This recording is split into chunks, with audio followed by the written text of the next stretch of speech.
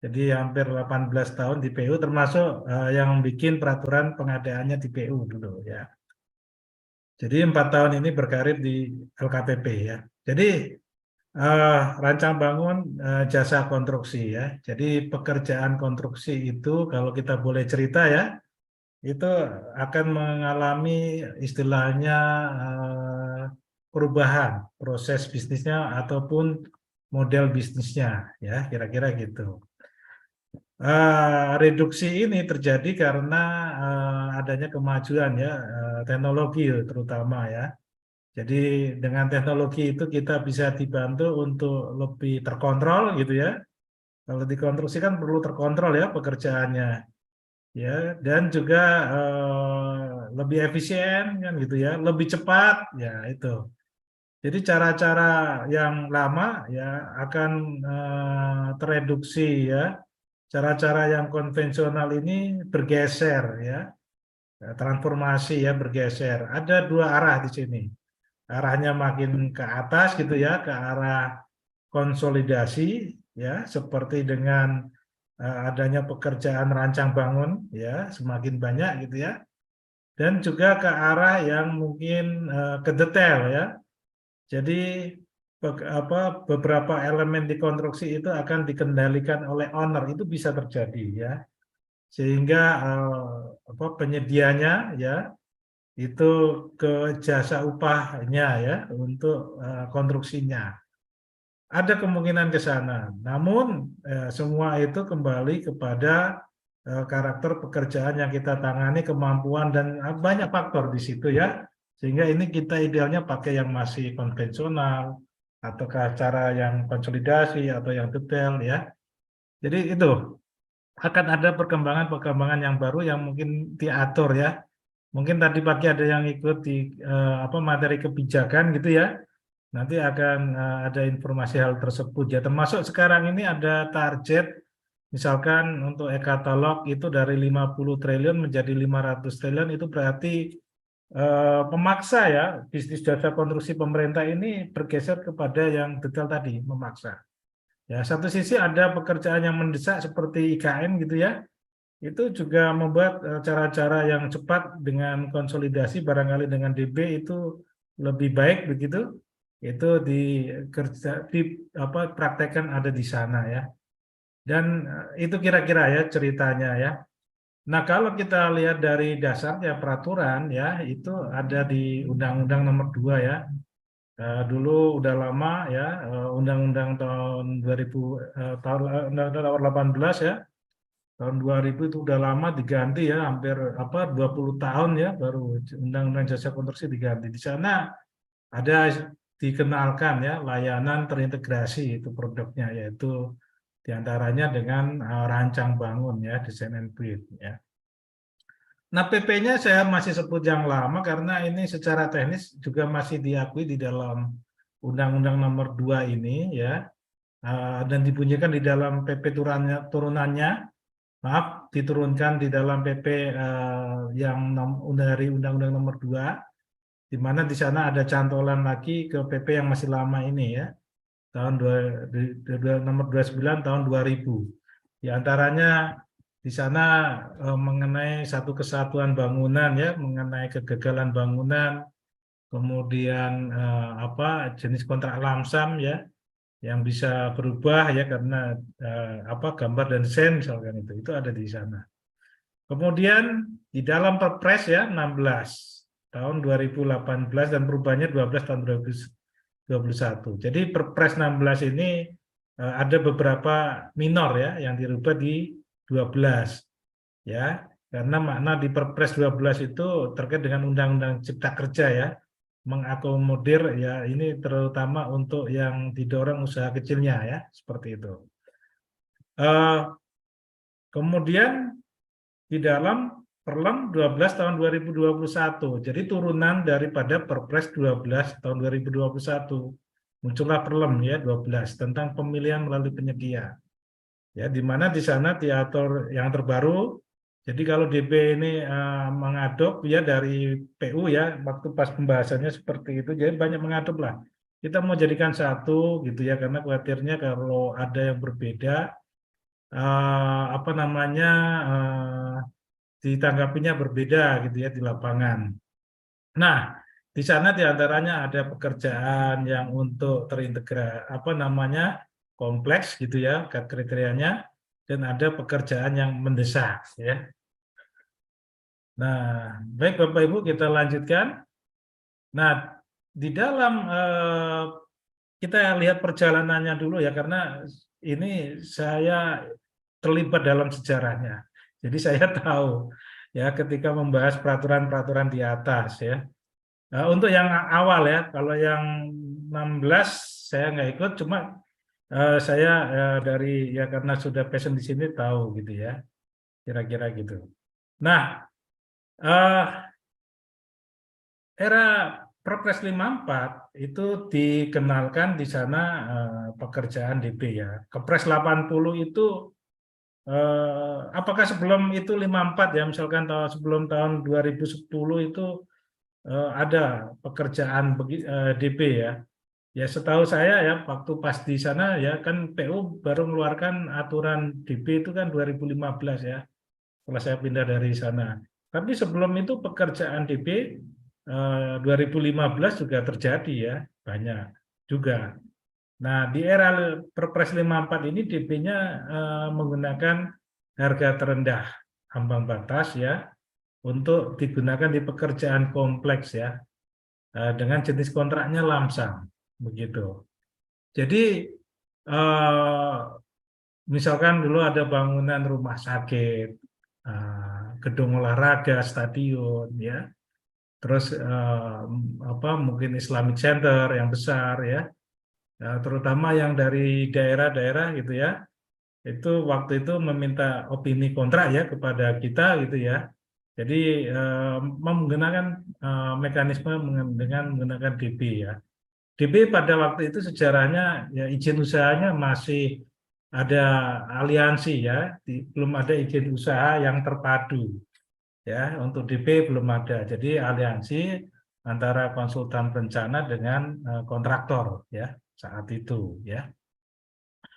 Nah, kemudian memang tidak banyak di sini pekerjaannya ya.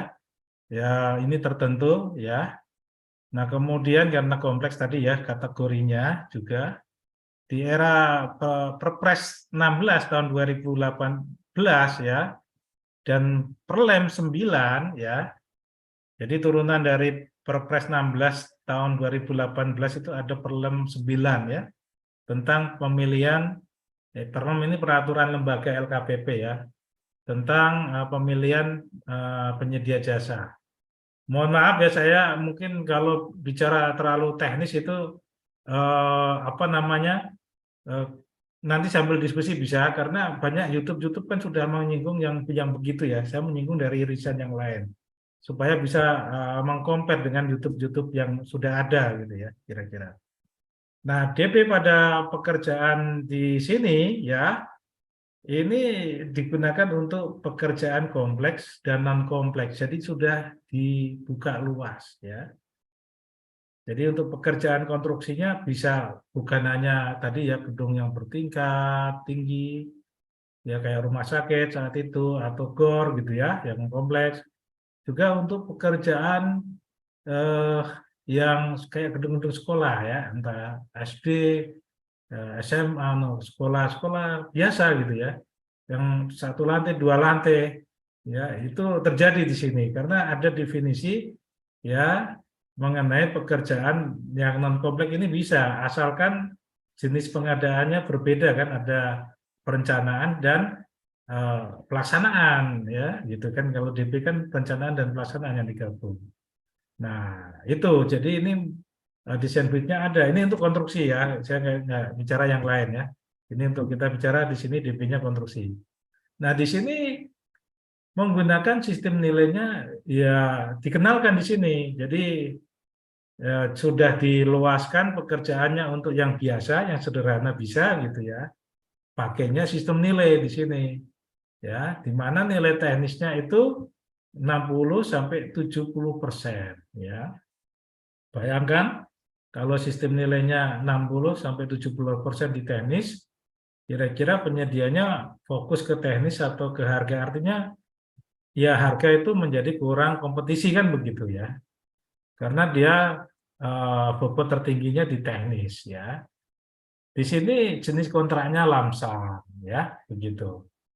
Nah di sini terjadi masif ya, apalagi pada evaluasi sistem nilainya ya, itu menggunakan masih cara-cara seperti metode evaluasi biasa ya, mengenai metode dinilai, personil dinilai, alat dinilai. Jadi masih berbasis penilaiannya kepada proses ya, bukan kepada output yang utama gitu ya.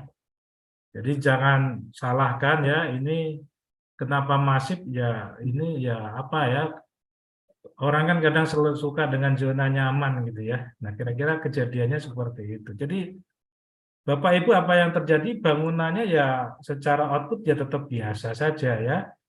Ya, kita harapkan yang namanya sistem nilai yang semakin tinggi ya, itu menandakan bahwa ada output yang mungkin lebih baik lagi yang ditawarkan. Itu makna dari penggunaan sistem nilai ya.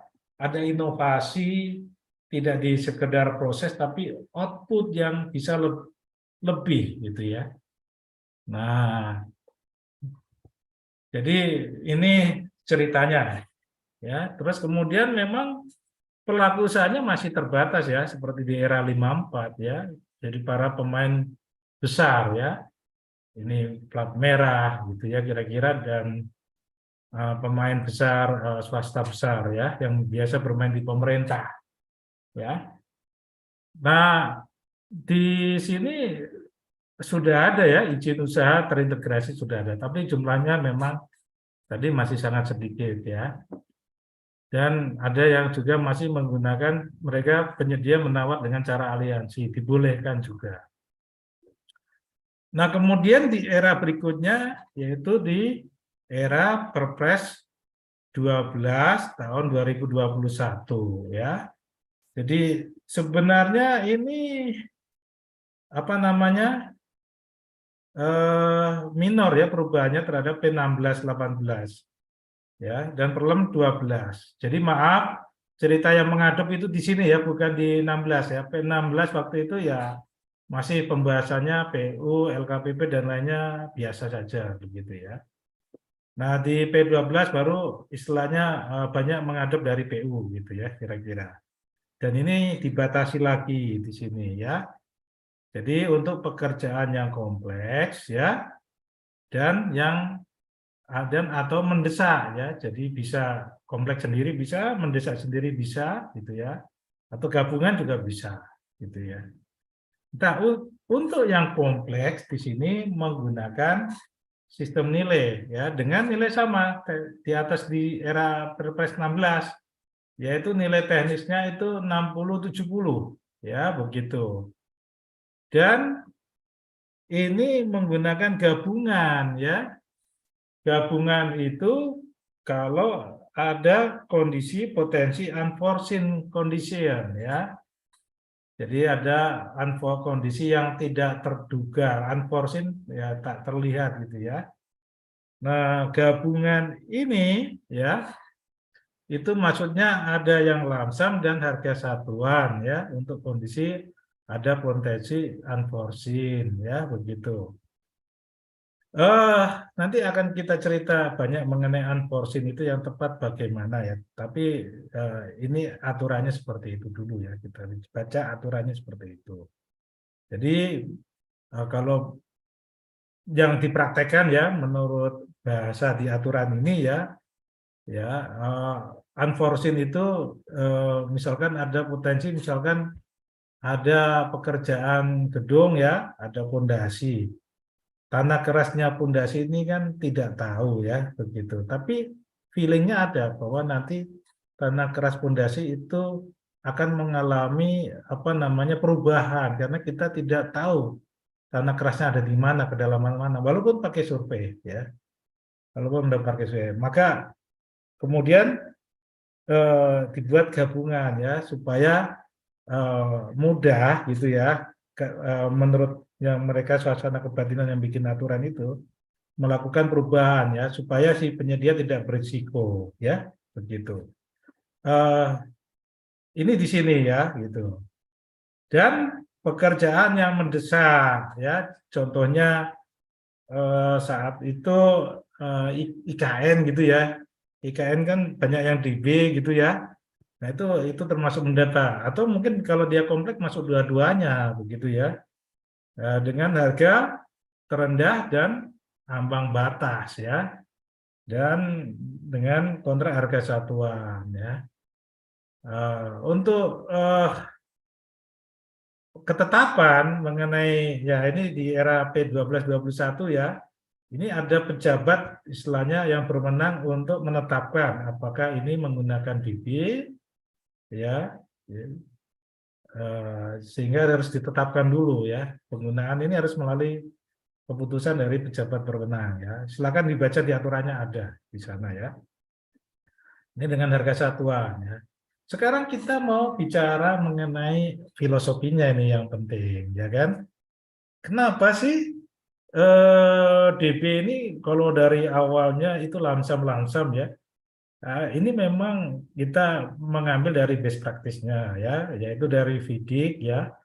FIDIC itu kan General Condition Contract ya, tapi di best practice-nya loan ya, bukan FIDIC ya, break loan gitu ya, itu menggunakan lamsam ya. Nah, kenapa itu lamsam yang digunakannya bukan harga satuan gitu ya?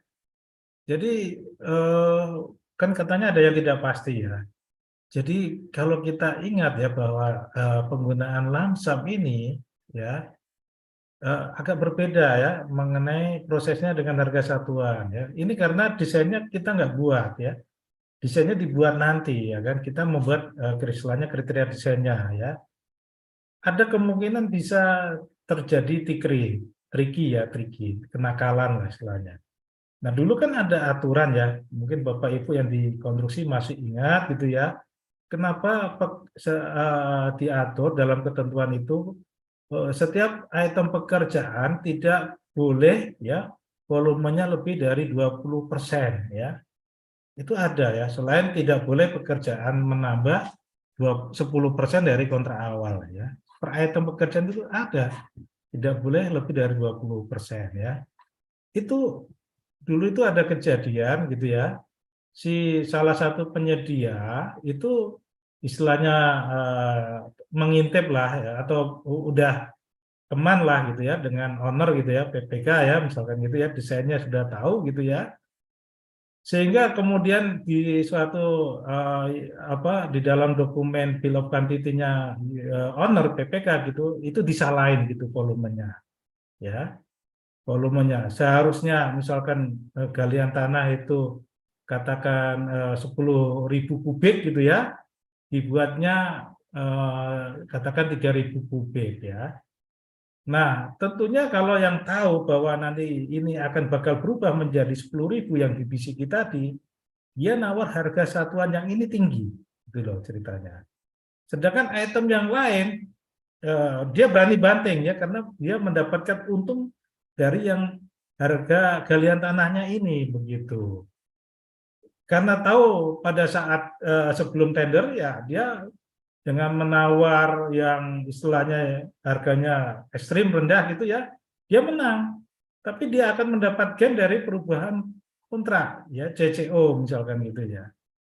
Nah ini yang membuat penyedia ini kan cara-cara halus ya, susah diketahui kalau yang begini, ya. Karena tendernya memang kompetisi kan begitu, tapi dia mendapat bocoran awal ya bahwa nanti di dalam pelaksanaan kontrak akan ada perubahan-perubahan seperti ini. Nah, itulah filosofinya ya. Kenapa lamsam ini dipakai karena di sini rancangannya kan masih belum ada gitu ya. Dan nanti kalau ketetapan rancangannya itu berdua gitu ya, tidak melalui kompetisi, ya kan kalau sudah menang kan berdua nanti membuat ide-nya ya. Nanti kalau itu pakai harga satuan ya tentunya bisa menjadi tadi, mana yang pekerjaan menguntungkan dikasih harga yang tinggi, yang kurang menguntungkan kasih harga rendah. Akhirnya nggak fokus kepada desain rancangan yang benar, gitu ya. Jadi menyebabkan desain rancangan yang benar itu menjadi tidak fokus. Nah, ini cerita mengenai lamsam gitu ya, dorongan ya. Nah, yang kedua yang mau saya bahas ya mengenai ini harga terendah sama sistem nilai gitu ya. Nah, ini menarik ini. Eh dengan ambang batas ya.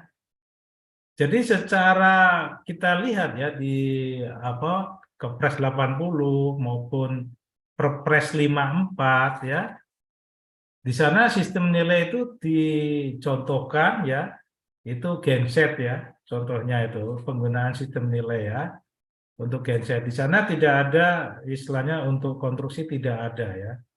Ya, jadi itu untuk barang ya sistem nilai. Memang barang ini cepat apa namanya apa secara fungsi ya kayak HP gitu ya.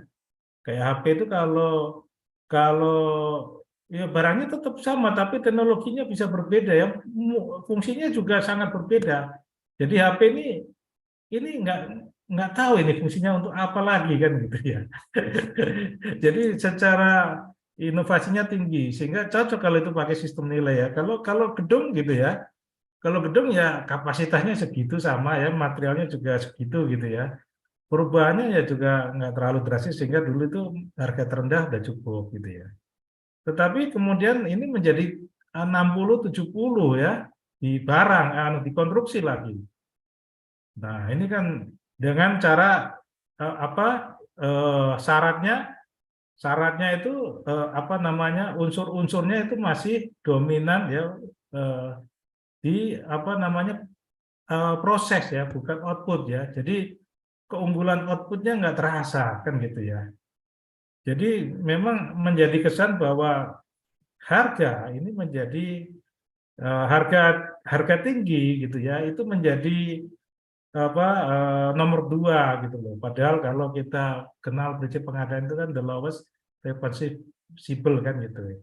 Sebenarnya nggak apa-apa kalau ada nilai teknis yang ditawarkan berbeda, misalkan gedungnya itu menjadi bisa serbaguna gitu ya, fungsinya bisa banyak gitu ya, ada inovasi di sana. Nah itu mestinya yang bisa memberikan beberapa fungsi ini bisa menjadi output daripada ini. Nah, tolong jadi ketika penggunaan sistem ini ya, saya hanya pesan ya aturannya sudah begini gitu ya. Ya tolong dimanai bahwa harus diseimbangkan antara input dan proses lah ya supaya untuk membuat nilai manfaat dari produk jasa konstruksinya DB ini terasa gitu loh. Kalau itu ada apa speknya green buildingnya tingkat 4 gitu ya, dia ada yang menawar tingkat 5 dikasih nilai yang lebih baik lagi kan begitu. Misalkan ya. Jangan sekedar metodenya saja dilombakan, personelnya dilombakan begitu ya. Begitu. Ya, yang dominan itu ya mestinya berimbang lah ini karena nilai ini tinggi ya di sini. Ya, ini kan udah kejadian ya sudah. Ya. Nah, terus yang berikutnya mengenai unforeseen condition ya. Unforeseen condition itu kondisi yang tidak terduga. Ini muncul di dalam aturan kita di 54 perubahan ya, saya masih ingat ya karena saya ikut bahas di sana. Cuma ya maksudnya sudah apa ternyata jadinya itu menjadi unforeseen saja gitu ya.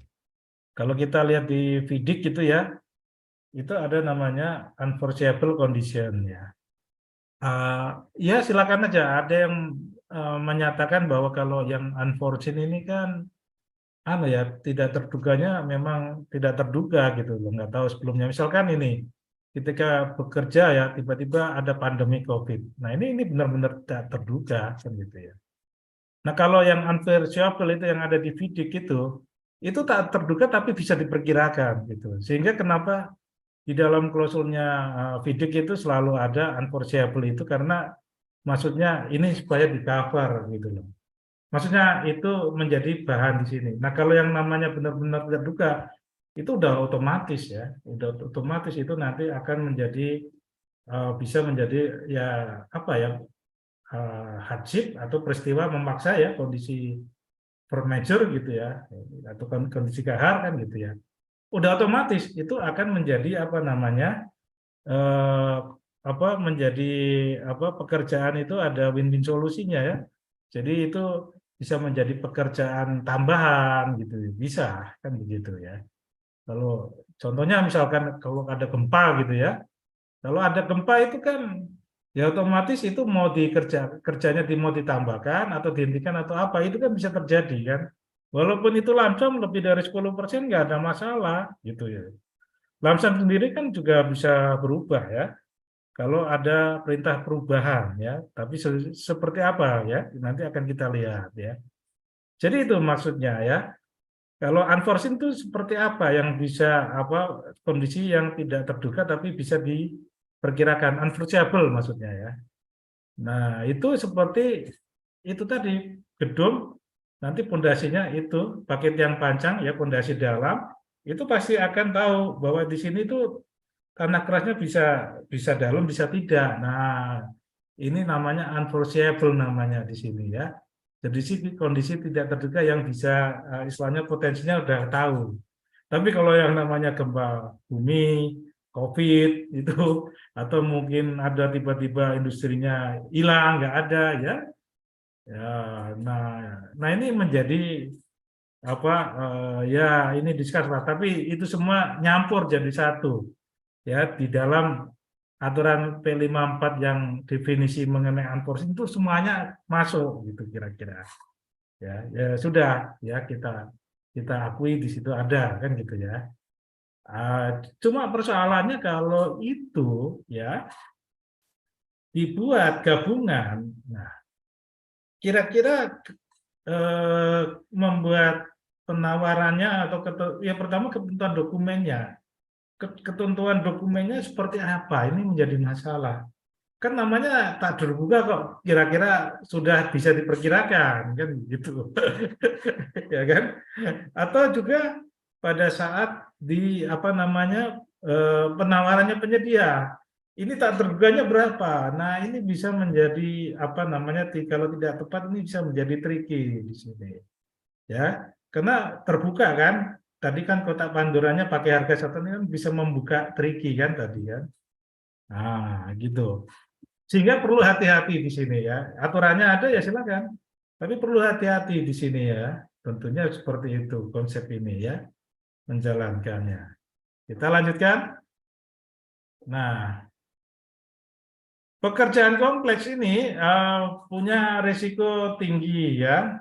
Itu ada di dalam aturan ya di PU diantaranya ya itu ada di situ memerlukan teknologi tinggi, desainnya yang khusus ya atau kesulitan ya dan kemudian unforeseen tadi ya dan ini bicaranya dan atau ya bisa salah satunya terpenuhi itu bisa atau mau 2, 3, 4, 5 bisa juga ya terpenuhi ya dulu ada yang di atas 100 miliar ya mengenai nominal hilang di sini ya begitu dan memang di sini pekerjaan kompleks yang begini walaupun ada definisinya masih ada subjektivitasnya.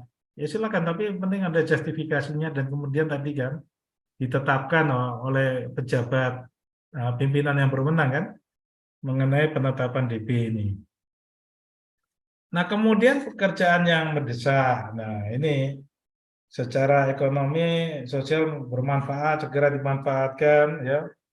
Perancangan dan pekerjaan konstruksi kalau dulu ada rumah sakit COVID itu di samping memenuhi rumah sakitnya juga kompleks gitu ya, juga mendesak kan begitu ya pakai DB.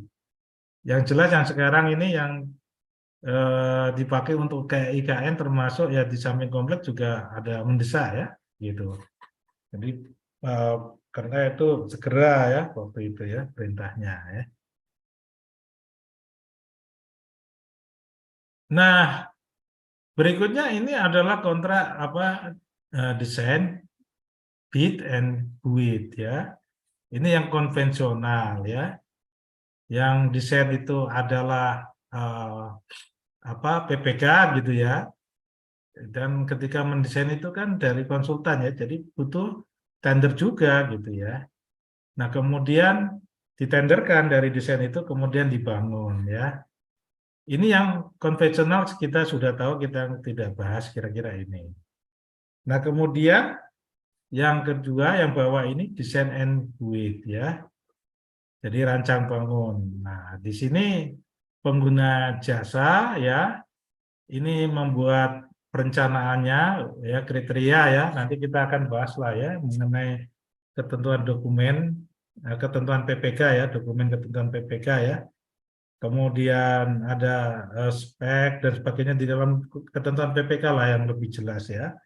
Ini kira-kira tampilannya saja gitu ya. Istilahnya basic design dan sebagainya ini ada di ketentuan PPK di sini ya. Nah, kemudian DED ya, ketika pas pelaksanaan dibuat DED-nya dulu disepakati ya. DED itu kan ada desainnya ya, desainnya juga detail engineering design ya. Detailnya sampai ke detail ya. Jadi di sana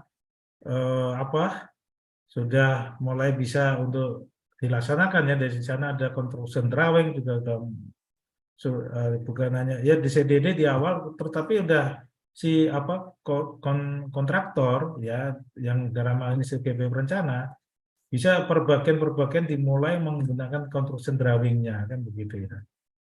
Di dalamnya DED itu ada gambar, ada spek rincinya ya, spek rincinya ada di sana gitu ya, yang udah disepakati dengan PPK gitu ya, sama konsultan MK gitu ya. Nah, termasuk di dalamnya itu juga ada volume dan sebagainya ya, itu DED. Nanti kita terkait dengan langsung bagaimana ini menjadi dinamika ya. Nanti kita diskusikan. Nah, kemudian dibangun kira-kira itu. Nah, berikutnya ya di sini ada alur ya pekerjaan konstruksi DP. Ini kalau di YouTube udah banyak ya, dapat copy paste-nya gitu ya. Ya kira-kira seperti inilah ya alurnya ya waktu saat pretender gitu ya. Di sini ya saya menekankan di sini ada survei terhadap rancangan desain ya. Yang dibangun ya, yang kemudian dibangun basis kriteria desain kriterianya ya, dan mendapatkan dari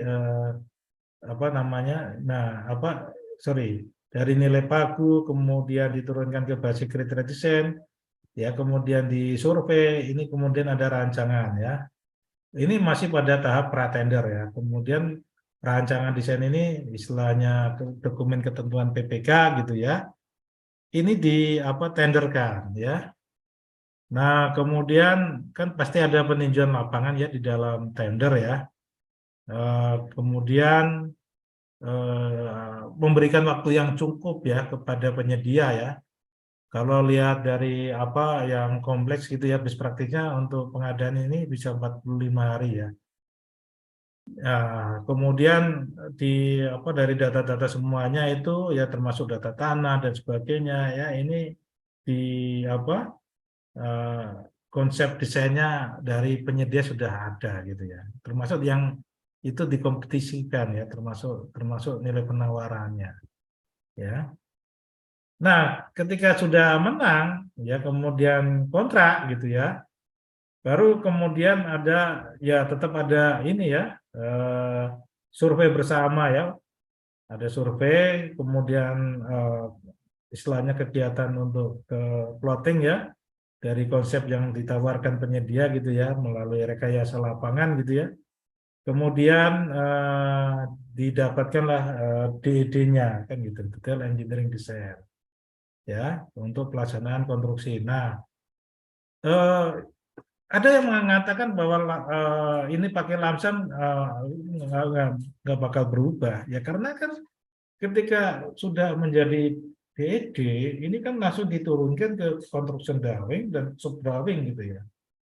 Nah, ini kan waktunya berdekatan kan orangnya itu juga gitu ya. Jadi kemungkinan nanti meleset gitu ya, itu sangat kecil sekali ya. Jadi akurasinya tinggi ya terhadap apa namanya rancangan ini ya dinamakan DED ini sudah mengarah kepada soft drawing dan construction drawingnya ini sudah masuk gitu ya. Berbeda dengan DED yang biasa ya, yang di saat pretender kan gitu ya, kira-kira itu. Nah, ini biasa ya, terus kemudian selesai ya pemeliharaan. Nah, kita harus juga perlu mengenal istilah-istilah ini, ada basic design kriteria ya. Jadi ya dokumen ketentuan PPK itulah ini di dalamnya ini ada basic design kriterianya di sana ya, yang kemudian dikompetisikan ya. Nah, si penyedia kan membuat konsep desainnya gitu ya, ketika menawar ya. Kalau dia yang menang, dia terjemahkan ke dalam DED-nya ya, dan langsung ya ke construction drawing, soft drawing ya. Kalau jadi nanti as-built drawing. Nah, apa sih construction drawing? Construction drawing itu gambar pelaksanaan yang menyeluruh ya, melintang, apa denah, layout dan sebagainya ya.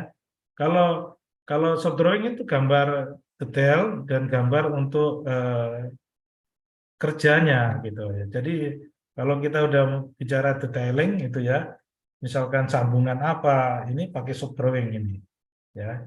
Tapi kalau construction ada potongan eh, bangunan lah. Ini setelah plotting ya, setelah rekayasa lapangan tadi ya terhadap DED-nya itu. Nah, ini mendekati ini ke sana. Kalau as-built drawing itu kalau sudah apa namanya jadi diukur lagi ya kemudian digambar ke dalam ini as-built drawing begitu ya. Nah,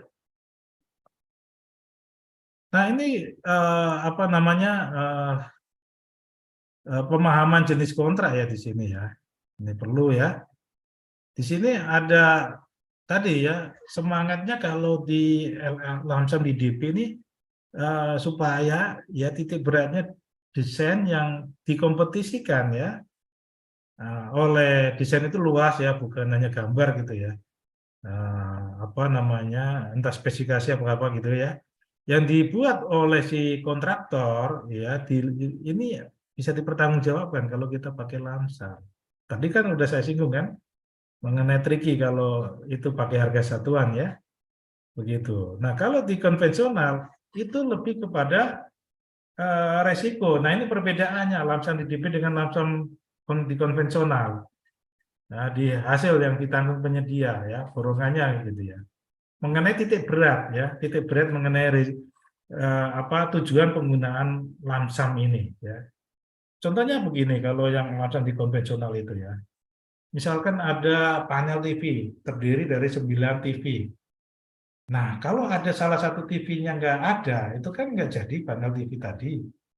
Nah, ini cocoknya pakai lamsam borongan gitu ya. Ini kepada hasil, ini kalau konvensional ya, begitu.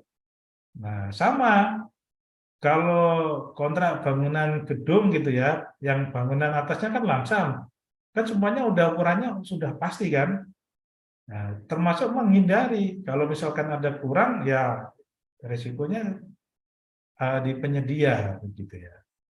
Tetapi kalau yang di DP ini ya di DP ini lebih kepada menekankan bahwa nanti ketika ada kesepakatan DED-nya dia penyedia ini fokus ke situ ya. Jangan mikirin nanti ini karena kalau pakai harga satuan bisa pretelan ya, kenakalannya muncul ya, nanti harga satuannya berapa dan sebagainya itu bisa terjadi. Ya di samping apa namanya karena desain dari awal kita belum punya ya kan itu. Nah, gitu ya kira-kira. Nah, ini pijakan dasar ya kepada dokumen ketentuan PPK, aspek mutunya lebih luas. Kalau eh, apa namanya kita menggunakan lamsam di DB ini ya. Kalau di sini konvensional kan DHK, aspek mutunya lebih sempit. Artinya eh, keluaran ini sudah ada di dalam lamsam di konvensional. Nah, kalau di sini kan acuannya basic design kan, ada fungsi subfungsi gitu ya. Ketika dijabarkan menjadi DED itu kan lebih pretelan lagi gitu ya. Jadi nanti terkait dengan apa pembayarannya gitu ya. Ini harus kita ketahui ya. Nah, nah ini yang saya maksud di sini bahwa sub keluarannya lebih detail untuk tahap pembayaran. Kalau lamsan itu kan berbasis keluaran atau sub keluaran ya. Artinya misalkan gini ya, ada pekerjaan pagar gitu ya, yang pakai lamsam di konvensional. Itu tinggal ngitung keluarannya, katakan pagar itu per meter lari ya, yang jadi berapa. Walaupun di dalamnya ada item galian, ada lantai kerja, ada fondasi, ada pagar, ada finishing pagar atas, ukur atas. Itu lebih mudah kita pakai meter lari. Tetapi kalau di lamsanya di DB ini kan banyak ini ya, apa namanya, itemnya gitu ya, detailnya banyak kan gitu ya. Dan itu nanti merujuk kepada dokumen ketentuan PPK-nya kan, menerjemahkan DD-nya dulu ya. Ya, DD menerjemahkan kepada dokumen ketentuan PPK-nya begitu ya. Nah, ini yang harus kita lihat di sini. Tadi sudah jelas ya, saya mau membacakan menyampaikan ini. Kalau tadi panel TV pagar itu maksudnya tadi itu ya, pemanaan lamsam ya, supaya tahu ya bedanya lamsam di konvensional secara spiritnya ya, secara semangatnya. Nah, ini hierarki dokumen ya di dalam konsep kontraknya ya. Di sini ada dikenalkan syarat-syarat khusus kontrak ya, bagian data kontrak ada ketentuan khusus. Ya, ini data kontrak ini ya terkait misalkan di syarat-syarat umumnya ada yang berubah, ini dimasukkan ke sini ya, dan ada yang terkait dengan bagian yang khusus dimasukkan di ketentuan khusus ya. Nah, kira-kira itu di sini yang dulu istilahnya ada gambar dan spek ini menjadi dokumen ketentuan PPK ya. Jadi hasil daripada pelaksanaan DED dan sebagainya itu kan turunan daripada dokumen ketentuan PPK ini ya. Nah, kurang lebih kalau di dalam rekapnya ya, penawaran ya kurang lebih seperti inilah. Ada item yang terkait dengan rancangan gitu ya, ada kelompok yang sipilnya, dan ada yang terkait dengan manajemen keselamatan konstruksinya. Nah, kira-kira tentang apa namanya, kita bicara dokumen ketentuan PPK ya. Nah, itu punya tujuan, ya, punya lingkup kerja, kriteria rancangan, kriteria teknis lainnya ya, yang untuk ditenderkan ya. Ada latar belakang, maksud, tujuan, sumber pendanaan, pagu, pekerjaan, waktu pelaksanaan ya. Ada rancangan awal ya, basic design, ada lingkup keluaran ya, kriteria pengujian, ada jumlah tenaga ahli perancangan, izin, persyaratan lingkungan, sertifikasi, daftar tarif dan sebagainya ya. Nanti kita bisa diskusikan ya. Nah, itu yang saya maksud tadi ya, mengenai evaluasi teknis tadi yang skornya 60-70 ya. Kita lihat bahwa pemenuhan terhadap output gitu ya, kalau kompetisi terhadap output itu di butir D ya, spek ya. Kalau yang lainnya kepada proses ya kan. Nah, padahal di sini bobotnya mungkin kecil ya di antara semuanya ya dibanding. Nah, ini ya tolong nanti kalau membuat bobot ini yang seperti apa ya. Bisa dikonsultasikan kalau yang bagaimana membuat unsur-unsur ini bisa apa namanya lebih baik. Silakan, nggak ada masalah ya. Karena MDP ini kan apa namanya eh apa kan model dokumen pengadaan kan untuk memanai apa tujuan pengadaan ya. Silakan nanti kalau ada yang lebih baik ya mengenai gradingnya ini bagus juga gitu. Nah, ini cara persiapan ya, tersedianya konsultan MK tim teknis sejak persiapan. Jadi ini perlu apa namanya, kalau nggak ada ya di awal kadang tim teknisnya belum ada ya, tapi ya diharapkan konsultan MK-nya ada gitu ya. Sorry, maksudnya di awal konsultan MK kadang-kadang belum ya, tapi Ya kita harapkan ya dari awal bekerja konsultan MK ya.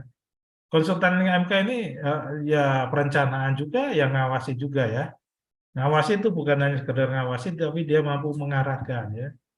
Jadi dalam konsultan MK itu ya kalau personilnya ya ada ahli manajemen konstruksinya ya, mungkin sebagai tim leadernya. Terus kemudian ada ahli-ahli yang terkait perencanaannya, dan ada yang terkait dengan ahli-ahli atau apa inspektornya, pengawasannya ada di sana. Ya, kemudian eh, bekerjanya konsultan MK memang dari awal sampai akhir ya. Jadi memang dia mitranya PPK ya dari awal. Nah, kemudian tersedia dokumen minimal ya. Nah, ini persyaratannya. Ini ada rancangan awal basicnya desain. Rancangan awal basic desain ini ada data peta geologi, ya kan harus tahu ya, disurvei lah apa investigasi tanahnya begitu ya, supaya menjadi informasi kepada penyedia. Kira-kira saya mendesain dengan kedalaman berapa untuk fondasinya, misalkan gitu. Referensi ini ya, data penyelidikan tanah, lingkup pekerjaan secara jelas dan terinci, kriteria desainnya, standarnya. Ya, jangan sekedar ini kalau gedung itu kapasitasnya untuk berapa orang ya.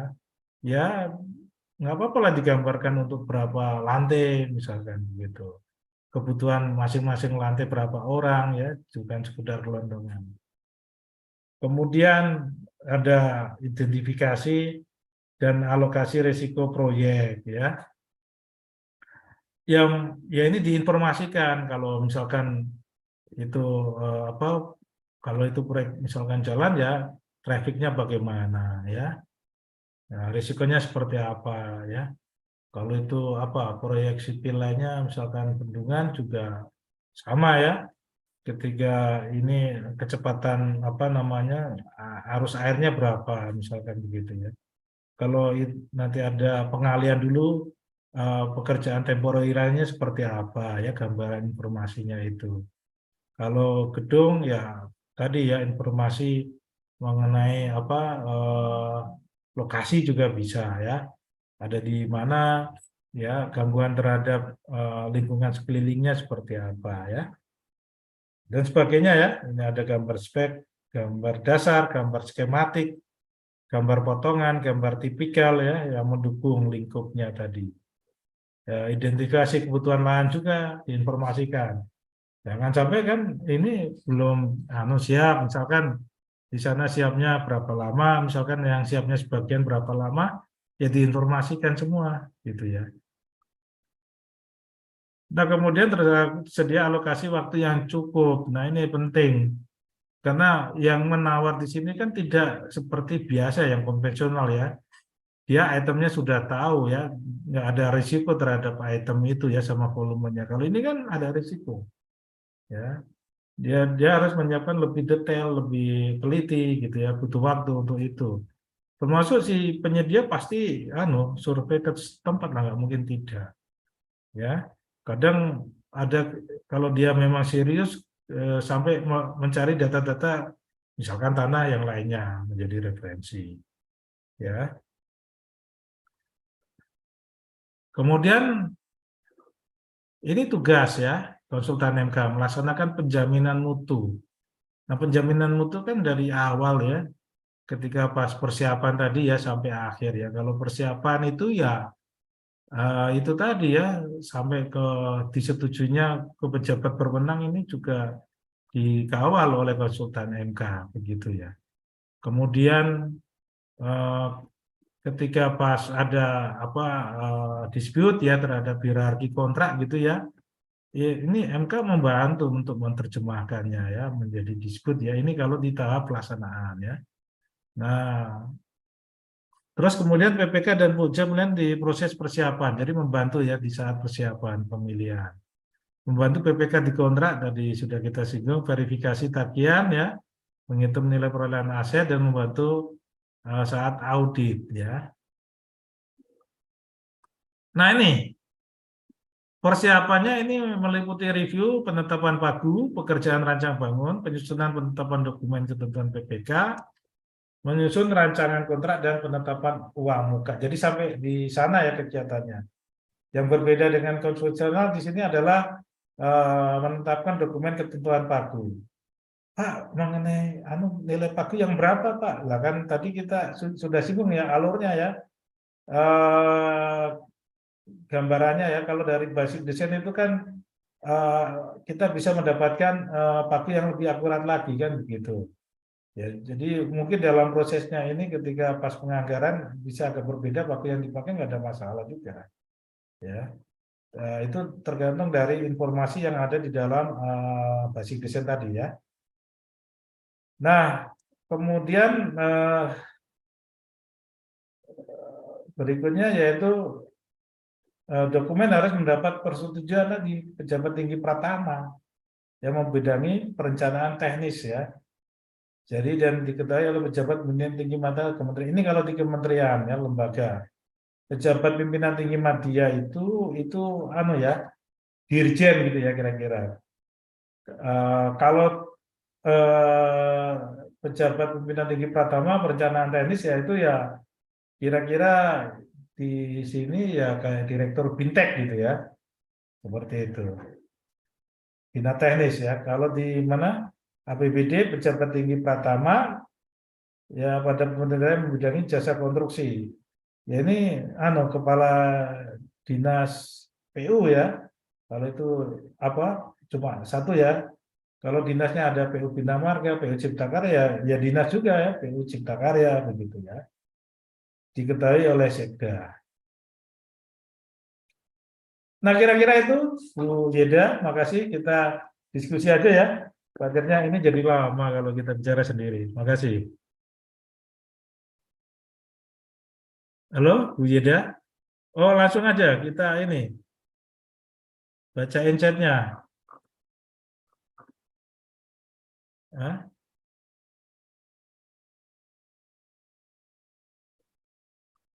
Apa ini? Selamat siang, hadir. Berikut ini linknya hendak melakukan pembayaran. Nah, ini ya. Silakan. Kalau ini ngajak diskusi ini kalau di chatnya ini ya isinya terima kasih aja ya. Silakan mungkin Bu Jeda ada yang mungkin ini atau mungkin langsung silakan Bapak Ibu. Kami dari daerah ya, di daerah masih belum mengerti mengenai cara merencanakan dan melaksanakan DB. Cara merencanakan DB ya kalau untuk pekerjaan konstruksi itu ya perencanaannya itu tadi kita sudah sebut ya tergantung pekerjaannya masuk kriteria mana pekerjaannya itu tadi ya. Apakah berbasisnya kepada yang kompleks gitu ya ataukah yang mendesak ya. Nah, jadi itu dulu ya. Kalau udah masuk di sana kemudian ya ini paling enggak koordinasi lah dengan pejabat tinggi pertamanya ya, kepala dinasnya ya. Memang mau didirikan misalkan itu di daerah ya, ini GOR gitu ya. Oh, kayaknya udah masuk ini kriteria mengenai GOR ini masuk di kompleks gitu ya. Ya oke, nanti pejabat tinggi pertamanya ya, itu istilahnya kalau udah bilang lampu hijau ya udah. Nah kemudian ya tentunya lakukan pengadaan konsultan MK lebih dahulu ya. Nah kemudian konsultan MK dibuat gitu ya, dia mendrag ya sampai kepada dokumen ketentuan PPK kan begitu ya. Tapi sebelum sampai dokumen ketentuan PPK misalkan itu di tahun pertama gitu ya, dia yang ibu udah punya usulan anggaran ya untuk fisiknya ya disetujui gitu ya. Jadi memang kalau DB ini kalau yang kayak kompleks itu ya kita harap ya karena dia perencanaan dan pelaksanaan itu jadi satu, itu bisa lebih dari 1 tahun ya. sangat besar ya, mungkin perlu 2 tahun, tapi kan beda kalau yang misalkan yang konvensional itu malah bisa 3 tahun kan begitu ya. Jadi tahun pertama itu pagu anggarannya sudah diganti dibantu MK ya, ya untuk menyiapkan DP, kemudian apa namanya kalau udah ada anggarannya ditenderkan kan begitu ya, dibiddingkan ya, itu untuk pagunya tadi. Itu yang pertama ya jawabannya. Terus yang kedua, maaf, apakah tadi bisa diulang penjelasan mengenai lamsam konvensional dan yang bukan konvensional? Nah, lamsam konvensional itu kepada hasil ya, spiritnya ya, borongannya. Contohnya tadi kalau bikin TV panel gitu ya, dari TV panel ini terdiri dari 9 TV. Nah, kurang satu TV kan berbahaya, tidak berfungsi. Ya, jadi lamsam konvensional itu cocoknya kalau menimbulkan risiko di pekerjaan itu. Ya, kalau cuma volumenya pasti itu masih anu lah, beda-beda dikit lah antara lamsam mau pakai resisten silakan. Tapi kalau volumenya pasti dan menimbulkan risiko, kalau nggak dipenuhi semua, pakailah harus lamsam begitu ya saran saya. Itu seperti tadi ceritanya panel TV kurang satu gitu kan berbahaya. Ya pakai lamsam itu harus gitu ya itu sehingga kalau penyediaannya kurang satu resikonya di penyedia total loss gitu ya. Itu yang konvensional. Nah, pengertian lamsam yang untuk eh, apa namanya? Untuk yang DB gitu ya. Yang untuk yang DB ini itu menitik beratkan kepada eh, proses desainnya bisa dipertanggungjawabkan ya. Ya ujungnya lari kepada hasil juga. Kalau desainnya gagal fokus, ya karena tidak menggunakan lamsam, bisa berdampak kepada pelaksanaan yang dan hasil yang tidak optimal begitu ya. Tadi kan kita udah cerita ya, tricky ya terkait dengan ketidakfokusan karena antara volume sama harga satuan tadi yang bisa dipermainkan ya kalau itu pakai harga satuan. Ya. Berikutnya poin penilaian teknis di Perlem 12 beda dengan di slide Bapak. Ya, ya. Seperti apa? Wong saya juga dari Perlem dapatnya. Coba Bapak lihat di MDP-nya ya. Seperti itu ya. Nah, jadi kalau berbeda silakan ditampilkan di sini yang seperti apa ya. Saya itu dari Perlem itu ya. Nah, kalau ada yang berbeda nanti silakan ya kalau ada menampilkan saya tunggu ya. Oke.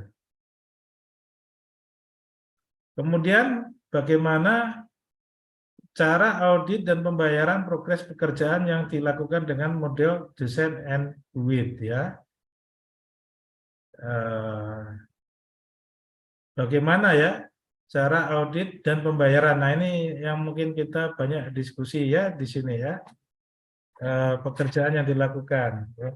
Apa yang ini, yang HL ini bisa nggak ada diskusi di sini? Ada nggak Pak Habibie ini? Ya, silakan disampaikan di sini. Kalau ada yang beda, ya. Ini kalau nggak bisa kita ke ini ya sambil jalan menunggu Pak Habibie ya. Ke berikutnya Pak Ratno. Bagaimana cara audit dan pembayaran progres pekerjaan yang dilakukan dengan model design and build ya. Bagaimana cara audit ya. Cara audit ya. Cara audit ya. Ini memang agak ini ya sama pemeriksa ini beda pendapat gitu. Tapi saya ingin menggarisbawahi ya. Ini kalau lamsam gitu ya. Kita kan menentukan di syarat-syarat khusus kontraknya itu ada pembayaran kan klausulnya. Di situ di breakdown gitu ya. Bisa per sub keluaran gitu ya. Jangan gelondongan kan nanti mengganggu cash flow-nya si penyedia ya. Per sub keluaran itu ditentukan. Misalkan eh, untuk pekerjaan itu gedung ya ada lantai gitu ya, lantai 1 sampai katakan lantai 10. Nah itu bisa dibuat misalkan per lantai 1 strukturnya jadi, nah baru dibayar, bisa seperti itu ya supaya nggak cash flow-nya nggak ini nggak terganggu. Nah yang dimaksud struktur ini kan kolom, balok misalkan gitu ya. Yang menurut metodenya lah, yang kira-kira yang berurutan mana itu sesuai kelompoknya di situlah. Tapi per segmen ini per subkeluaran gitu ya seperti itu. Nah, nah ini nanti itu kan kita cerita subkeluaran ya. Subkeluaran ini harus cocok dengan apa namanya basic ketentuan dokumen PPK-nya gitu ya. Nah, ketika ada dikatakan LS ini bisa nambah atau bisa kurang, ya tergantung dari menjawab dokumen ketentuan PPK-nya terpenuhi apa tidak gitu ya. Ketika PPK-nya misalkan ya ada pekerjaan apa DB gitu ya jalan jembatan gitu ya. Terus tiba-tiba nambah ada jembatan lagi, itu kan berarti menambah fungsi ya. Nah kalau menambah menambah subfungsi ya, sehingga kalau menambah subfungsi itu tadi, ya ini menjadi pekerjaan tambah atas dasar perintah dari owner ya, karena dokumen ketentuan PPK-nya mau ditambah lagi gitu kira-kira. Atau kalau ada yang dikurangi ya dari situ melihatnya ya atas perintah owner gitu ya. Ada perubahan bahwa untuk optimalisasi pekerjaan ini dikurangi kan gitu. Ya, kadang kan ada misalkan kebijakan pemerintah second budgeting gitu ya, optimalisasi lagi. Nah, itu bisa juga atas dasar perintah asal penyedianya mau ya. Yang namanya kontrak itu kan kesepakatan dua pihak ya. Jadi kalau lamsam pun bisa berubah gitu ya. Tapi berubahnya berbeda dengan harga satuan. Kalau harga satuan di samping ada perintah dari owner, ada cara yang lainnya dari hasil pengukuran. Nah, ini.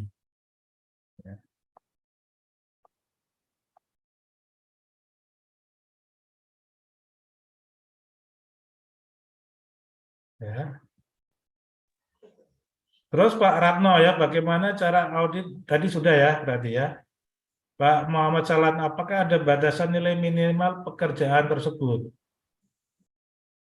Batasan nilai minimal kan nggak ada ya. Tadi kan kompleks sudah disebut ya. Kompleks itu ya kalau berisiko tinggi, berteknologi tinggi tadi kan berarti mungkin kemungkinan besar kan nilainya tinggi juga. Ya. Eh, kalau yang mendesak ya bisa nilainya berapa ya gitu. Tidak ada definisinya nominal di situ ya, penting mendesak ya. Penyedia hasil tender DP apakah nanti berencana dan pelaksana atau bagaimana ya? Nah, penyedianya ya dia sebagai bertindak sebagai perencana dan sebagai pelaksana gitu. Apakah dia entitas tunggal karena punya divisi perencanaannya di dalamnya atau beraliansi dengan konsultan perencana si kontraktornya ini, ber-CO gitu atau ber-KSO ya atau ber-CV gitu ya untuk ya menawar di sini untuk melakukan pekerjaan ini gitu ya. Tentunya di sini persyaratan mengenai personelnya ya biasanya disyaratkan gitu ya. Personelnya ada apa namanya sisi perencanaan dan ada sisi pelaksanaan kan begitu. Jadi dua-duanya diminta di dalam persyaratan tendernya di sini. Salam Pak Arief, mohon dijelaskan kembali kenapa pada pengadaan DB risiko CO, change order ya, malah menjadi tanggungan owner. Idealnya kan bukannya kita sebagai owner mencari kontraktor dengan desain dan budget terbaik dengan apa yang diharapkan oleh owner gitu ya. Dari mana CO ini menjadi tanggungan owner ya? Di sini saya sudah jelaskan gitu ya. Konsepnya, basicnya kan lump sum itu DB ya. Jadi kalau ada check order Ya tanggungannya dari penyedia. Nah, itu yang apa namanya, jangan dibuka keran dengan harga satuan begitu. Ya, kalaupun tidak terduga, ya tidak terduga kan nanti menjadi pasal yang masuk ke dalam ketentuan apa namanya, pada umumnya menggunakan unforeseen, ya kalau di sini istilahnya unforeseen gitu ya. Ya ketentuan unforeseen sebagaimana kalau itu kayak di best praktiknya, kalau di unforeseeable FIDIC itu ya, itu menjadi nanti peristiwa yang bisa menjadi keadaan memaksa gitu. Jangan kemudian dirancang ada volumenya di awal, namanya juga tidak terduga kok bisa ada ketahuan volumenya. Kan lucu juga kan? Nah, itu. Jadi apa, keran itu seyogyanya jangan dibuka di situ ya. Gitu. Nah, izin bertanya, Pak, apa parameter acuan pekerjaan kompleks? Eh, Parameter pekerjaan kompleks ya. Ini kalau Bapak Ibu ya apa bisa dilihat lah ya di dalam aturannya, Permen PU juga ada gitu ya. Cuma saya sebentar saya lihatkan dulu, saya nggak hafal gitu ya. Eh, ini ada angkat tangan, itu bisa dijawab, anu nggak bisa bertanya nggak langsung untuk Bu Jeda? Sebentar. Bisa, Pak. Eh, Silahkan Sebentar. langsung bagi Saya peserta yang satu angkat dulu tangan. ya. Iya. Jadi yang kompleks itu misalkan ini ya, kriteria risiko ya. Itu ada dari aspek ruang lingkup pekerjaannya gitu ya. Ruang pekerjaannya misalkan medannya di tempat ini yang sulit secara demografinya misalkan gitu ya. Entah di cekungan entah apa sehingga butuh apa namanya, treatment terhadap risiko ini ya. Kalau pekerjaannya jalan tol membelah bukit gitu ya, atau terowongan kan ada risiko di situ ya. Kemudian lokasi pelaksanaan pekerjaannya juga itu termasuk sama ya. Ya, risiko itu kalau terkait dengan skup pekerjaannya, kalau lokasi tadi yang daerah gunung atau tidak misalkan gitu ya. Kalau ini ruang lingkup itu, ini pekerjaan terowongan atau di daratan gitu kan. Nah, kalau yang di terowongan kan lebih berisiko, ini ruang lingkup ya. Kalau lokasi, kalau daerahnya celah-celah perbukitan yang curam gitu kan berisiko. Kalau kebutuhan sumber dayanya tenaga kerja gitu ya, eh, kesulitan mendapatkan apa namanya, tenaganya gitu ya. Nah, yang apa tadi kayak misalkan apa memenuhi kompetensi yang di terowongan nggak ada misalkan gitu ya. Mendatangkan dari tenaga ahli asing gitu ya. Nah, ini kan apa namanya? Kriteria ini apa ya, mestinya ya memang agak-agak subjektif ya, ini penetapannya di pejabat apa yang berwenang tadi ya, termasuk penetapan paketnya tadi kan larinya kan ke situ ya, itu ya, kira-kira saya menjelaskan dari sisi resiko ya. Teknologinya ya perlu material khusus ya, kalau di pekerjaan misalkan ini eh, jembatan non standar gitu kan. Itu kan misalkan di perlu material bentang panjang gitu ya. Itu kan materialnya juga khusus ya, apa namanya, cetakan yang pelengkungan cantilevernya misalkan gitu. Peralatannya juga khusus kan, pakai ventilatornya itu yang seperti apa. Nah, barangkali juga misalkan kayak Semanggi itu ya, tenaga ahlinya juga khusus ya ketika apa juga menembak gitu ya supaya semut segmental satu sama yang lainnya bisa nyambung mulus gitu. Itu kan perlu termasuk metodologinya di sini kan begitu. Ya, jadi saling terkait ini ya, kira-kira itu. Silakan kalau yang ada angkat tangan silakan ya, mungkin Bu Yenda, silakan siapa yang ini. Iya, untuk pemirsa yang mau angkat tangan, Bapak Ibu peserta. ada Bapak Ubaidillah Al-Ashri. Silakan Bapak. Baik, terima Sekarang kasih. kita, ya mohon izin, sekarang kita sudah masuk di segmen diskusi panel ya, bersama narasumber ya. Oh, Silakan ya. Bapak. Baik, terima kasih. Assalamualaikum warahmatullahi wabarakatuh. Waalaikumsalam warahmatullahi.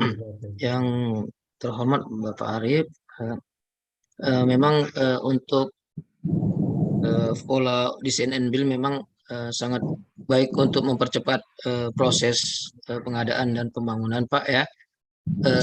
Yang penting memenuhi kriteria yaitu kompleks dan mendesak. Nah, apakah terhadap nilai pagu, apakah ada pagu minimal untuk bisa dilaksanakan dengan desain and build? Karena banyak beberapa OPD ingin melaksanakan desain and build, tetapi memang pagunya mungkin apakah ada minimal gitu, Pak. Itu yang pertama. Yang kedua memang ada beberapa perbedaan persepsi antara audit Pak tentang tata cara pembayaran. Tadi disampaikan memang ada yang bertanya kepada saya, sepemahaman kita kalau untuk desain and build ini kan kontraknya lump sum Pak ya, sehingga kita sampaikan bahwa sesuai kalau sudah terbangun dan sesuai dengan outputnya maka dapat dibayarkan sebesar pagu yang dihitungkan Pak. Namun mereka berpendapat mereka audit ini meminta breakdown hitungan yang membentuk nilai pagu tersebut, sehingga mereka berpendapat apabila setelah dihitung detailnya ternyata walaupun outputnya sudah terpenuhi, misalnya pembangunan jalan lebar misalnya 6, panjang misalnya 10 kilo, itu terpenuhi, tetapi setelah dihitung per detailnya ternyata tidak sebesar dengan nilai pagu outputnya Pak. Jadi mereka bilang itu adalah kerugian negara. Nah, itu bagaimana Pak? Terima kasih. Ya, kalau yang pertama terkait dengan nilai budget berapa, kan nggak ada ukurannya ya Pak ya, tadi sudah saya jelaskan ya. Nah, mungkin kalau ada yang salah dikoreksi yang mana gitu ya. Kira-kira yang pertama sudah jelas ya Pak ya. Kalau nilai budget berapa, kan karakter pekerjaan itu kan beda-beda ya. Dan termasuk daerah juga menentukan. Itulah kenapa proyek konstruksi itu spesifik. Ya, karena untuk membentuk satu bangunan nominal di sana sama sini beda harganya, walaupun persis bangunannya. Ya kan Pak?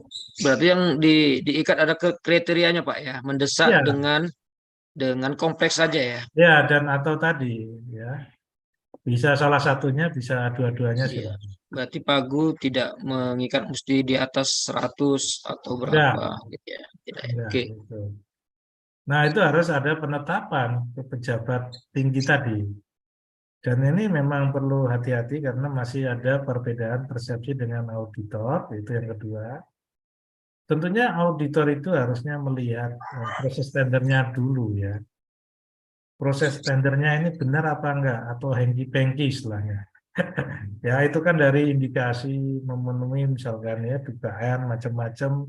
Kalau misalkan memenuhi 2 dari 5 indikasi KKN kan seharusnya apa batal kan tender itu kan begitu. Nah, kalau itu diloloskan aja gitu ya. Nah, ini kan jadi bermasalah juga. Itu kalau dari sisi melihatnya lebih dulu dari tender kita lihat dari tender dulu ya. Nah, yang kedua ya mungkin tanpa melihat dari tender itu mereka barangkali langsung ya mengenai persepsi volume ya di sini. Jadi ketika membuat DED yang disepakati ini kan udah dalam tanda kutip udah construction drawing ini Pak, udah shop drawing ya. Jadi kemungkinan akan berubah nggak terlalu banyak ya. Nah, jadi di dalam hal ini DED itu kan ada volumenya, backupnya begitu ada ya, gitu. Nah, ketika terpasang ya otomatis apa ada gambar plotting kan, gitu kan. Nah, yang diperiksa yang pertama itu membandingkan antara gambar ASPI drawing dengan yang gambar construction drawing ini cocok apa enggak. Itu kalau dari gambar ya, belum dari spek dan lain sebagainya, begitu ya. Nah, itu harus seperti dulu. Kalau ini tidak cocok, baru larinya ke detail ke hitungan volume, gitu ya. Nah, sudahkah ini dilakukan kan begitu ya? Nah, jangan-jangan langsung ke volume dulu kan? Nah, tapi kalau dari ini tidak cocok, ya wajar dong kalau auditor mempersoalkan menjadi ke detailnya ke volume, Pak. Gitu. Kira-kira itu, Pak. Ya. Baik, Bapak Ubaidillah, apa sudah cukup? Baik, terima kasih. Ya. Terima kasih. Baik, yang terhormat narasumber kita, Bapak Arief, waktu kita tinggal Ya, 2 ya. menit. Waktu kita tinggal 2 menit lagi. Saya persilahkan untuk satu pertanyaan lagi ya Bapak untuk dijawab ya. Ya, Baik, silakan. silahkan Bapak Arnoldus Jean Cornelis bisa bertanya langsung 2 menit Terima saja kasih waktu kita. Terima atas kasih. waktunya, Pak. Pak Arief, Assalamualaikum warahmatullahi Waalaikumsalam. wabarakatuh. Salam sejahtera untuk kita semua. Bahkan Pak, saya Arnold dari BINUS University. Kebetulan saya juga sedang gerak di bidang swasta sih, Pak. Saya ingin bertanya, Pak, saya tertarik juga tentang unforeseeable, yaitu kondisi yang tidak terduga, Pak, dalam kontrak DB. Itu saya nih, Pak, contoh sebagai owner dalam ngebudgeting suatu project, khususnya untuk project DB ya, design and build. Itu ada ketentuan nggak Pak di peraturan pemerintah mungkin untuk persentase fee desain atau konsultan dalam peraturan ya saat ini dengan kondisi unforeseeable itu Pak. Untuk sementara ini saya untuk budgeting itu saya menyusun berdasarkan persentase aja sih Pak. Persentase dari nilai fisik pekerjaan. Nah, untuk ini ada ketentuan khusus nggak Pak ya? Izin, ini Pak Arnold ya? Iya, betul Pak. Maksudnya Pak Arnold ini perspektifnya dari kontraktornya atau dari sisi owner Pak, dari segi owner ya, dari budgeting sisi owner ya, project. budgeting itu ya. Iya betul Pak. Bisa dibantu jawab Pak, ada ketentuan khusus nggak Pak? Kalau terkait dengan budgetnya terhadap fisik itu kan tidak pakai ketentuan khusus itu Pak. Dari hal yang teknis gitu.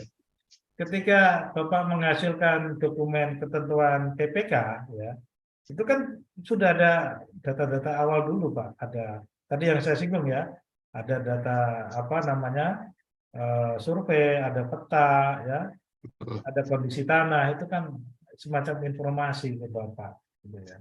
Betul Pak. Jadi itu dalam bentuk RABOE kita ya Pak ya, maksudnya dengan kata lain kita nanti kelempar ke kontraktor nih Pak. Pasti kan ada. Jadi kan gini, misalkan ada kondisi tanah ini mau dibangun gedung kan, Bapak kan ada survei itu investigasi tanah itu berapa titik ya? Akurasi berapa titik itu bisa nggak itu istilahnya menjadi tren nanti. Kalau sekian jumlah titik, maka kemungkinan melesetnya sekian. Nah itu namanya engineering judgment ya. Tetapi saya kok begini ya, unforeseen itu adalah kondisi yang tak terduga dari definisinya. Itu yang bisa menyebabkan pekerjaan itu tambah gitu loh. Jadi Bapak tanpa planning di dalam pagu gitu ya, ketika ada kondisi yang demikian dinyatakan unforeseen gitu ya secara best practice-nya dunia internasional, ya tinggal nanti Bapak mengajukan tambahan anggarannya untuk itu kan sebagai owner gitu. Untuk nanti perubahan kontrak nambah dana kan gitu. Jadi pekerjaan tambah karena ya atau istilahnya yang lain sebelum itu balancing budget lah, optimasi dilakukan. Mana yang ditambahi, mana yang dikurangi ya. Biasanya kan begitu. Itu Pak Arnold ya. Dan itu sebenarnya bukan hanya DB konvensional juga begitu gitu loh. Kenapa ini menjadi antik di DB gitu ya. Kondisi unforeseen itu kan jumpa juga di proyek konvensional. Misalkan ya, Bapak Betul, bikin, Pak. iya Nah, saya makanya sebagai contoh nih, Pak, dalam jangan dalam dibuat proyek khusus berjalan, gitu ya, nah menjadi itu dia, Pak, suap. yang nggak kelihatannya itu tiba-tiba lo kok malah bengkak Lah ya, dari itu tadi. perkiraan kita, estimasi kita, terus untuk sementara ini sih saya untuk mengakalinya, Pak, ya, untuk terkait konsultan dan fee design untuk proyek berjalan itu lebih ke ini sih, Pak, saya lebih ke persentase nilai proyek sih. Jadi persentasenya berapa, nanti untuk fee design dan konsultan itu nanti ketahuan di situ sih, Pak, amannya. Cuman yang ingin saya tanyakan kembali, ketentuan khusus sendiri dalam peraturan pemerintah itu ada nggak ya, Pak, ya? Ya kalau untuk average profit kan maksimal kalau konstruksi kan 15% itu Pak. Betul, Pak. Itu aja yang dipakai. Ya. Kalau Itu ada ketentuannya berarti, Pak, ya, misalkan, maksimal iya, 15% iya. ya. Nah kalau yang itu kan apa? Kalau presentase itu kan nominalnya gede ya, ininya gede kan begitu. Nah Bapak sebenarnya itu bagian dari apa namanya kalau Bapak sebagai owner ya, itu menganggarkan kemana itu? Untuk kontraktornya atau untuk konsultannya? Untuk ke konsultannya, Pak. Oh, untuk konsultannya ya. Nah, untuk konsultannya Biasanya kan kalau di kan, kontrak di kan kalau ada IB kontraktor udah lamsam tuh sama udah sekaligus iya, sama konsultannya kan, biasa di kontrak gitu, Pak. Nah, iya, enggak kalau biasa. konsultannya itu kan kompetisinya tersendiri, Pak. Begitu. Jadi kan tergantung KAK-nya Bapak itu ya. Berarti nanti kalau nambah ke ini, kalau pengawasan kan terkait dengan ini lamanya pengawasan. Kalau itu akibat unforeseen nambah waktu, ya tinggal pekerjaan tambah Pak untuk konsultan MK-nya. Gitu. Dan itu bisa nambah di nanti, tapi bukan di perkiraan awal gitu. Perubahan Berarti nggak bisa kontrak. ngikat dong, Pak, ya, berdasarkan persentase gitu, Pak, ya. Oh presentasi ya nggak bisa memang Nggak kan bisa gitu. ya. Memang belum tidak ada begitu ya. Oh, oke. Itu. Kalau itu kan Ya, jenis Pak. pembayarannya presentase. Tapi kalau terhadap nilai kan tidak presentase. Kalau presentase itu hanya untuk usulan anggaran, kalau itu untuk gedung ya itu pekerjaan gedung ya untuk usulan anggaran saja kan itu. Tapi ketika Ya. mendeskripsikan itu di dalam apa bill of quantity atau KAK lah kalau di konsultan MK ya itu tentunya dasarnya dari jenis keahlian dan sebagainya itu data KAK itu Pak yang menentukan ya itu ya di sana kan ada apa jenis Oke, baik, keahlian siap, Pak. ya jadwal penugasan lamanya penugasan begitu ya siap oke silakan. Iya, baik. Baik, sudah jelas ya Bapak Arnoldus? Sudah cukup jelas jawaban dari narasumber kita. Baik, terima kasih banyak kepada para peserta karena sayang sekali waktu kita yang terbatas, waktu kita sudah habis. Demikian penyampaian materi dari Bapak Arif Rahman sekaligus dirangkap diskusi panel bersama narasumber dan juga peserta. Sekali lagi Bapak Arif Rahman, narasumber kita yang luar biasa. Terima kasih banyak Pak Arif. Ya, terima kasih Bu Yeda.